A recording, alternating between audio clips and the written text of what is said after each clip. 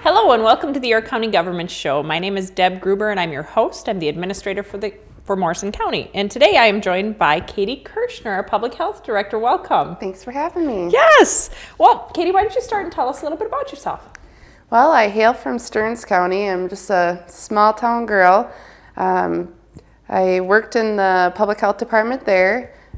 Started out while I was doing my public health master's, and I've worked in various programs there. I did my capstone project for my master's, or my thesis for my master's, in the Nurse-Family Partnership Program in Stearns County. So I was able to follow around some nurses and learn a lot about the home visiting aspect of public health. And I really enjoyed that. And when I was at Stearns County is really when I fell in love with county public health. I knew that's where I wanted to be. So I kind of designed my master's around county public health, and I've been shooting for this job ever since. So great. We're excited to have you. I know I was lucky enough to participate in the hiring process, and you really shined above the other applicants. You bring energy to the table. You bring a great solid base of knowledge, and we're excited to have you here. And it's been, what, 4 or 5 months now, or when did you start? I started in January. January, so just a few months. Yeah, now. not very long.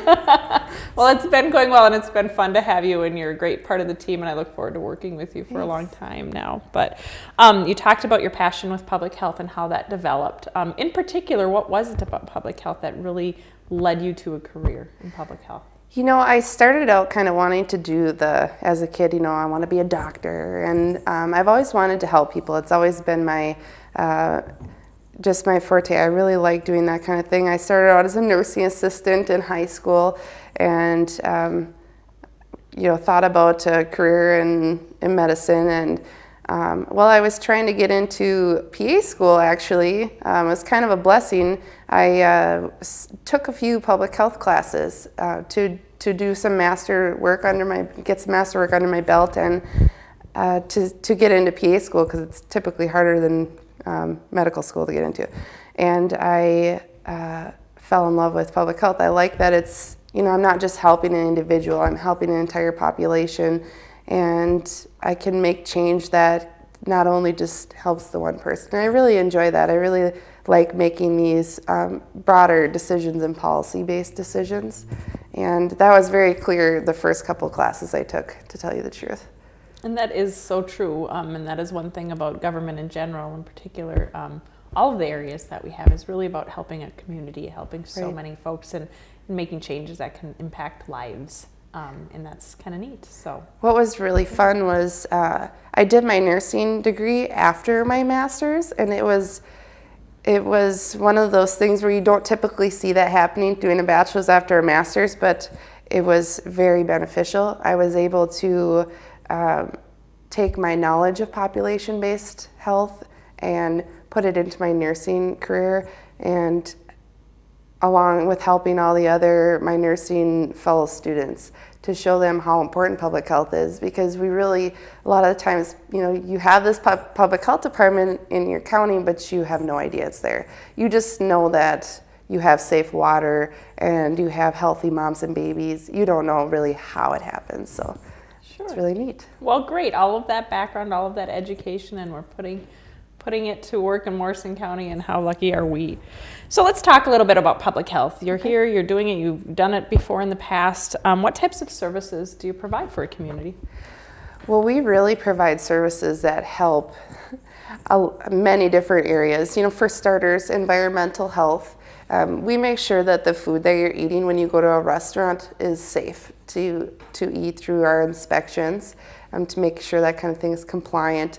We make sure the water that you drink is healthy. We help with, we do water sampling, and we do public health nuisance follow-ups to make sure that if there is something, we're a part of it and we're taking care of that. That's just some, tobacco licensing. We do all kinds of licensing for different businesses in the area.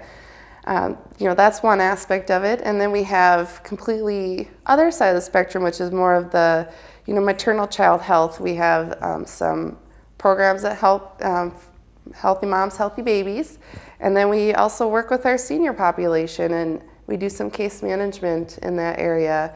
And then as a broader community, we do just some health promotion programs that touch on different areas of need for the community. So we do assessments and we see what the need is in the community, and then we get grant money and we get someone in there to match the program to help the community. Great, a lot of different things. Yes. And prior to your being hired, I was able to take a little bit closer look at public health. So it's been just fun getting to know, number one, all of the employees. We have such great staff in public health, and you guys really do. Diverse staff that we have in terms of all of the different activities that we do. So it's been a good experience in terms of learning a little bit more about the department.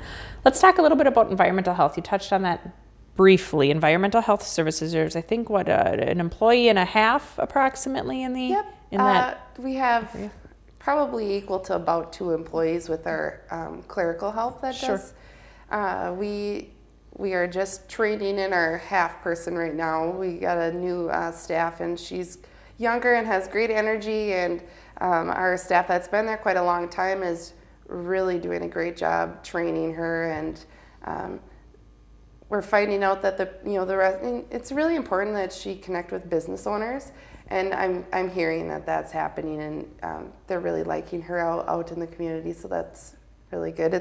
It's nice when you can have that relationship with your bar that you're visiting or your restaurant, so that it's more fun to be in compliance than it is to be more of a reprimand. Yes, and I think that's so important, and that's such a nice thing too, that there's other areas when you're a regulator, not everybody's happy to see you come knocking on their door, and in environmental health services, we're that regulator to make sure everybody's following rules, but it really is to protect everyone involved. And so I think once you can develop those relationships, you can understand we want the same goal. We want healthy businesses that are open, that are serving, that are doing good business and making money, but we got to make sure we don't get anybody in trouble and no one gets sick or anything like that, and we all want that. So, and I think our personalities right now in environmental health are that.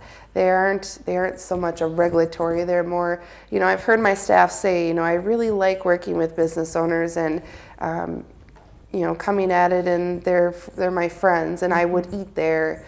And I've really heard her say good things about the community, so that's good. That's great. That's great. And that's one of those programs that if we didn't do it and choose to do it at the county level, the state would do it. And we are taking on that responsibility, even though we don't have to. And I think what you've touched on is exactly why we've chosen to do that, and why the board continues to support that, is because it's more local. I think our businesses appreciate it. I think it's nice to know that we're able to connect and work with folks if there is an issue.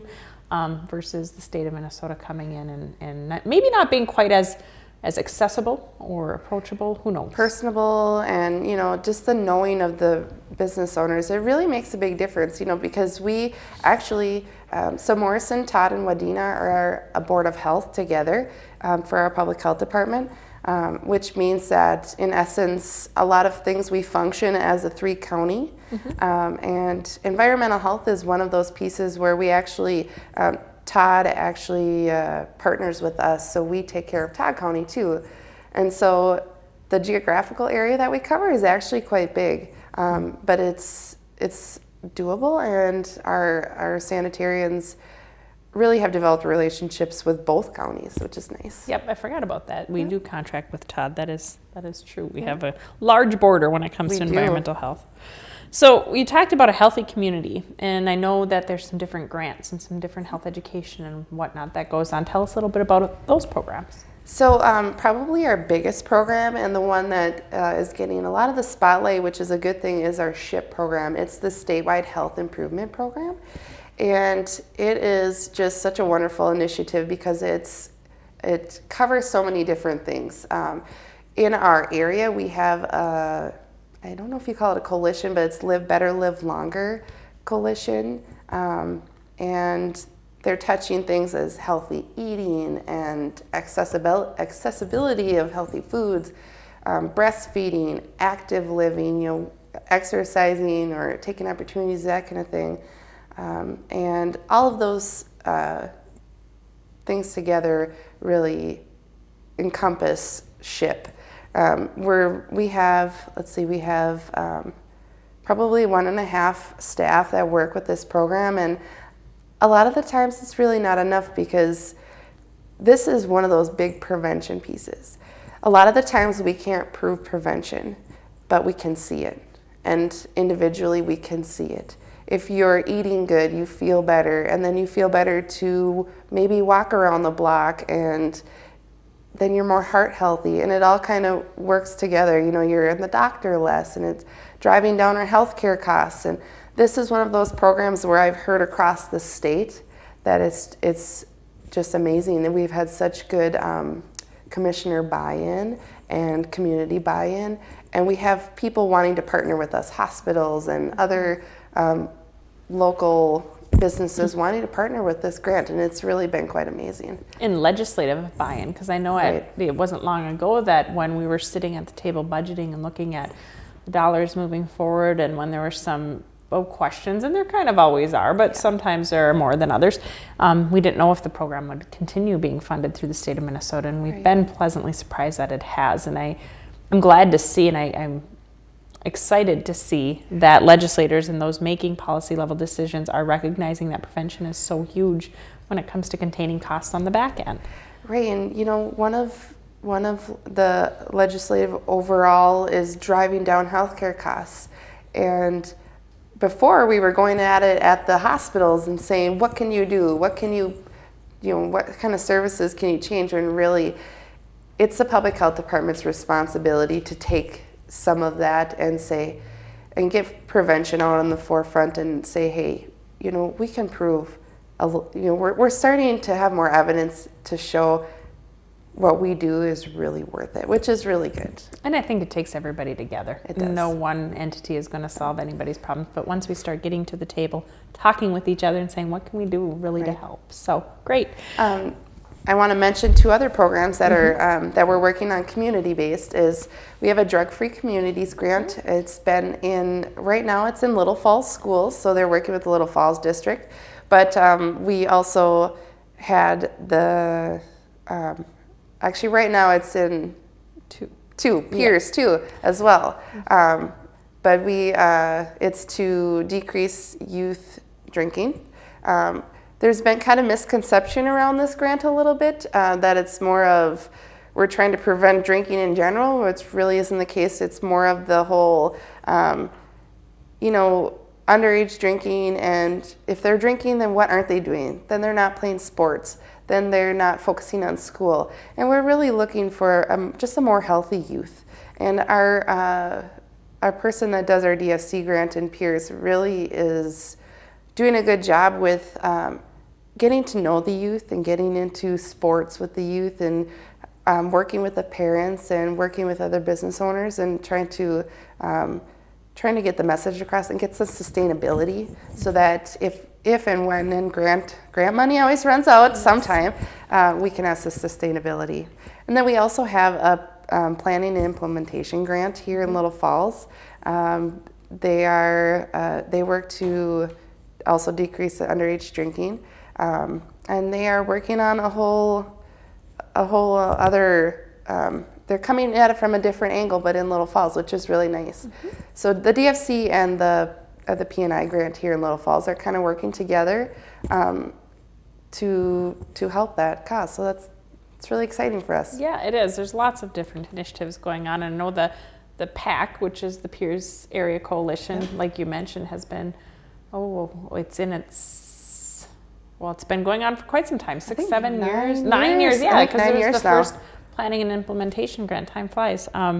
But it really has at least brought that topic to the forefront of people's minds, and I think that's a good thing. And as a mother of children who are getting into those teen years, you know, there's a lot of pressure on kids these days. There's a lot going on, and I think it's wonderful that we're able to start talking about some of those pressures and what are healthy ways to deal with them and what are unhealthy ways to deal with them. And as a parent, I certainly appreciate that door being opened a little bit more, a little bit wider, and me being more comfortable with recognizing that those discussions as a parent need to happen, and we need to recognize what's going on. We need to identify what is healthy and what isn't, and then hopefully at some point change those norms and say, you know what, maybe we do need to address things a little bit differently.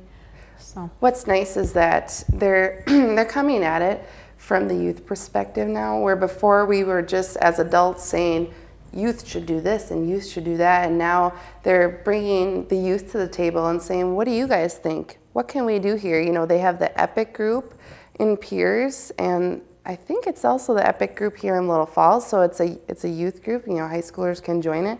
And they do fun activities, and they work with our younger youth, which is wonderful. We want to see youth working with youth. And it's really the youth going to their parents and saying, this is important. You know, we want this. That's really been quite a good change, and we like that. It is, and I think there's not anyone who can say that times haven't changed in terms of, like we talked about the pressures and things. So how great that we're addressing it. There's good work. The folks running those programs and those grants certainly are very talented, very qualified, very good at what they do, and we're lucky to have those folks doing that out there. We have a lot of collective experience in that department. It's been quite an easy transition for me because we have such experts in the public health department. I came in and everyone knew their program, and it's really nice, and everybody in the department really wants good for the community.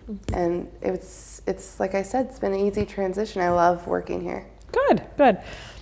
Now you help those from the very young to the elderly. Tell us a little bit about the senior services that you offer, Katie. So we call it senior managed care, and we offer long-term care consultations. They're provided in the home for seniors. They're free of charge. It's for those over 65 years of age, and they do resources. They do an assessment on the individual and decide how to best help them to stay in their home, and if they can't stay in their home, what's the best place for them to go. And our ultimate goal is to keep seniors in their home, because that's, a lot of the times that's where they flourish the most. But if they can't be in their homes, where can we put them so that they're safe and they're getting all their needs met? So we take on the care coordination part of that, where we work with other resources in the community. And that's really, if you hear me say it 100 times, it's really a public health thing, is we want to work with the community and the other resources in the community and all work together to provide for the community.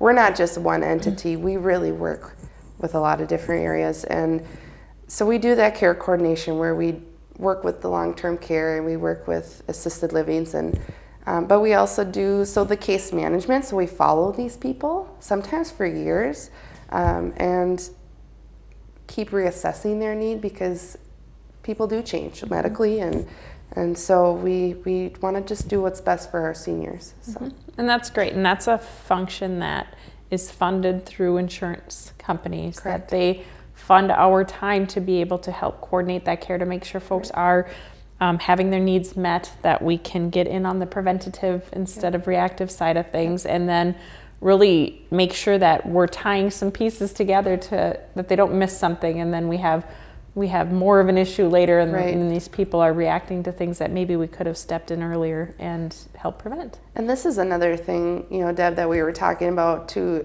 bring down healthcare costs. It's another, it's that prevention piece again, and it's never been so important as it is now with our baby boomers coming to age. And I don't see this program going anywhere. It's really fundamental to our community. Exactly. Great. Now, to the other side of the spectrum, we have new babies and we have moms, and there's quite a number of programs that we have that we work with our new residents of Morrison County. Morrison County even has programs that I wasn't familiar with when I came here, which is wonderful. It's good to hear that. So kind of for starters, we have our maternal child health.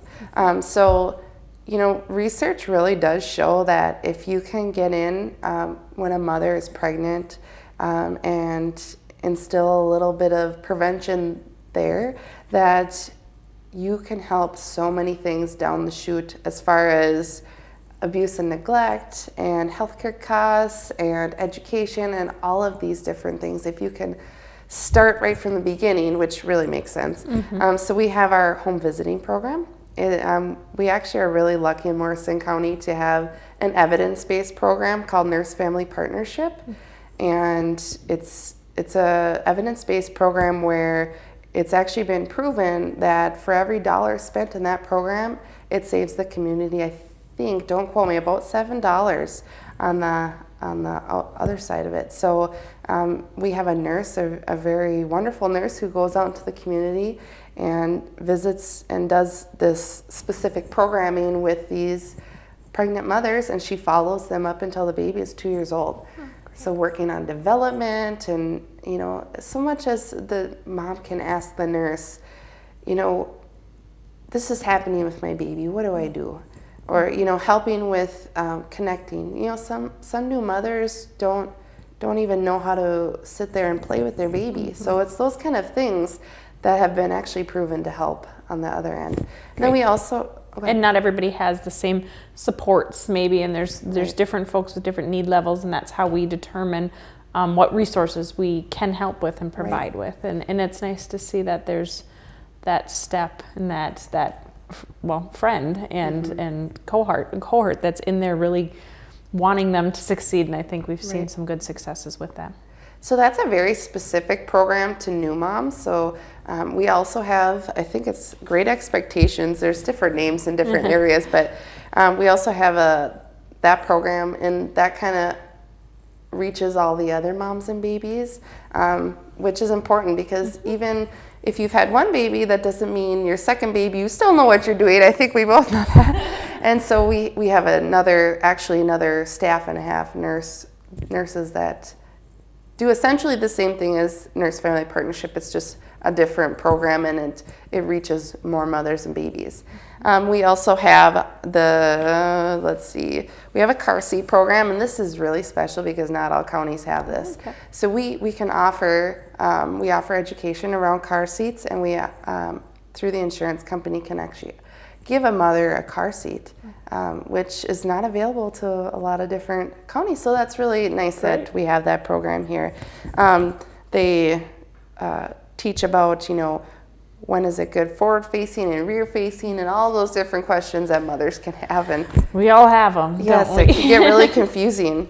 We also have a follow-along program, and it's more of so we send out, it's a developmental survey, and we have a great staff that sends these out and gets them back and puts them in and reads them, and we follow, our youth and our infants and stuff in the community that way. There's just so many. We have Child Teen Checkup. We have a program that reaches out to folks to make sure that they're doing those preventative things. So talking about immunizations, talking about when you need to get baby checks, talking about when we need to make sure we're addressing different developmental issues so we can ensure that we hit things early on. That's the follow-along program. Oh, I'm sorry. Yep. Different name. That's good. We do WIC clinics. Yep. So the WIC is one of the big things I was going to talk about. It's a federal program, and it's a it's a food program for mothers, infants, and children is what it stands for. And the mothers come in and get food vouchers for their children up to age 5, and for themselves until then. And what am I trying to say? So they come in, and we see them regularly. That's the most important thing, is we see them on a regular basis. So we're able to answer questions they have, like, when can my kid use a sippy cup? Or, is this food safe, or is it a choking risk? We talk about those things, and we talk about different nutrition for, and say this is a nutritional food for a child and this isn't. And we really are trying to be patient-centered, where we talk to the families and see what their goals are. What's your goal for your family? Do you want to eat one more vegetable a week? How can we help you with that? We try not to teach onto them as far as we come up with stuff, but we try to work with them and meet them where they're at. Great. I know there have been a couple of changes in this area, and I just want to take and address that a little bit. We don't do immunization clinics any longer. Correct. We discontinued that prior to you coming aboard, and I just kind of want to touch on the fact that we still are very centered on the fact that folks in vaccines are important, that immunization is important, absolutely. that we need to make sure we're educating on that, but we just didn't have the numbers to continue with the cost of the clinic. And so all of these other providers that have surfaced in the last number of years, you can go to different retail stores that offer immunizations, and the clinics are accessible and things of that nature. That our clinic was so underutilized, it didn't quite make sense as far as the cost, but we certainly still offer education and our resource in that regard, correct? You know, Deb, that's really one of those things I was talking about before, where public health wants to do what's best for the community and work with the community and work with healthcare providers. And like you said, there's a lot of different people offering this kind of thing. And, you know, it may seem kind of strange that we don't do that anymore, but that's not to say that we're not making sure it's covered. Because if it's not covered, we should know that, and then we will cover it. Yeah. So we're just working with our healthcare providers and making sure that they're able to see everybody that needs to be seen. And if they're not, we're hoping that we get the phone call saying, what can we do for this client? You know, we will figure something out. So yeah, and I think that's very important, because we also need to be conscientious of costs and what makes sense, and make sure we're putting our dollars and your dollars as taxpayers into programs that are really getting that return. And I think that's one of those, and just wanted to touch a little bit on that, because I know there's confusion out there on it. Right. No, it's really important to mention, because it's by no means makes immunizations less important. No. They are so very important for the safety of our community. It's just, we just want to put it out there that we have a really good relationship with our healthcare providers. You know, being such a small community, this is why I wanted to work in an area like this. You know everybody, and you know that they're helping the community. So good. Yeah. What are some projects you're working on? Anything going on that you want to tell everybody about? Coming in here, I'm pretty new, but really just working on our infrastructure in our public health department, making sure that the money, the taxpayer money, is put where it best suits the community and its needs. And also making sure that we're working in the most efficient way possible. So, a big thing out there is going paperless, and that's really something that we're going to be looking at and seeing how it can help our staff really do their jobs better and have more time for their clients and less time on paperwork. That's really important, and we hope to address that. So, we're really just trying to build a really solid team for the community, and that's where we're at right now. And I think that's great, and you've done an excellent job, and I see how you've reached out and you're working to form relationships with the community, with different providers, with different vendors that serve our constituents or joint clients out there. I've seen you internally also work to develop relationships with other departments, and how public health can cross over, and we can work with families, and sometimes families that are being served in one department in a preventative way are being served by another in a reactive way, and how can we connect those dots to make sure that we're really helping folks get to where they want to be and where the community needs them to be, and everything. So I've appreciated your effort with that. You've got a great smile on your face all the time and ready to work hard, and we certainly have enjoyed having you as part of our team and welcome you to Morrison County. Thank you.